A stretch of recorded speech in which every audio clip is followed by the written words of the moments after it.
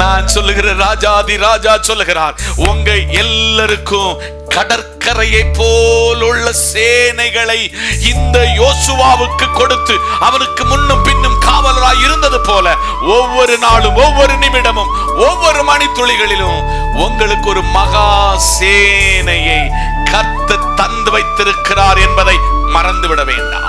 அது கடற்கரை மணலை போல் உள்ள சேனை. இன்னைக்கு காலையிலே இந்த வசனம் என்ன ரொம்ப சிந்திக்க வச்ச ஒரு வசனம். தேவன் சாலமோனுக்கு மிகுதியான ஞானம், பக்கத்துல கையை பிடிச்சு சொல்லுங்க, அந்த ஞானம் உங்களுக்கு தர விரும்புகிறார். என்ன ஞானம்? மிகுதியான ஞானம்.